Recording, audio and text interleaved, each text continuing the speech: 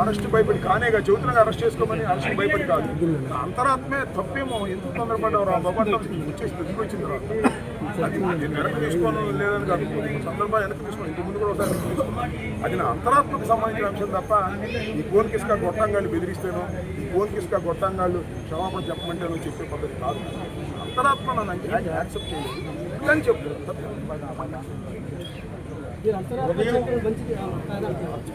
కార్యకర్తలు నాయకులు మిమ్మల్ని ఫోన్ తీసుకొచ్చాను దాడి జరిగేది కెనాట్ ఇమాజిన్.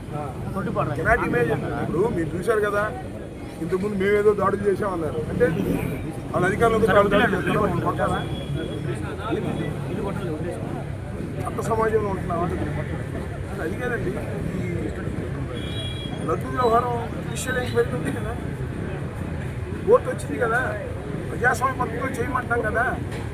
మీరు ఫ్లెక్సీలు కట్ట ఇచ్చారు వాళ్ళు ఫ్లెక్సీ ఇచ్చారు. వెళ్ళినప్పుడు ఎవరు లేరు, మీరు చూశారు కదా, వెళ్ళినప్పుడు ఎవరు ఉన్నారు ఒకరు కూడా.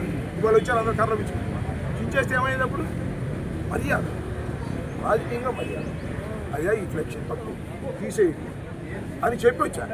24 గంటలు తీయమని తీగిపోగా నేను అటు వెళ్తుంటే రాడ్డు కొట్టుకుంటుంది, నన్ను కొట్టి పెట్టిందా నన్ను కొడతారు చూస్తాం. అలా ఎప్పుడు ఇలాగే ఉండదు కదా. ఎంతకాలం కొడతారో, ఎంతకాలం వెంటబడతారో, ఎంతకాలం రాడ్డు తీసుకొస్తారో చూస్తాం. మనం తినడానికి కూడా సిద్ధంగా ఉన్నాం. ఈ చంద్రబాబు నాయుడు రాజ్యంలో వచ్చిన అందరూ ఎవరో చూశారు కదా మీరు, అందరూ అదే బాపతి నన్ను కొట్టాలని కొట్టాడు. చూద్దాం, ఇలా రెడీ పొజిషన్ ఉన్నాం. మాకు పోలీసు బలం లేదు, మా మీద వస్తే కేసులు పెడతారని భయం మా వాళ్ళకి. అయినా వస్తున్నారు, బెదిరిస్తున్నాడు సీఐ గారు అక్కడ. మీరు వెళ్ళారంటే కేసులు పెడతాం, మీరు రామబాబు ఉన్నదని బెదిరిస్తున్నారు. అయినా నాకు వచ్చారు, అభిమానంతో వచ్చారు. జగన్మోహన్ రెడ్డి గారు అభిమానంతో వచ్చారు.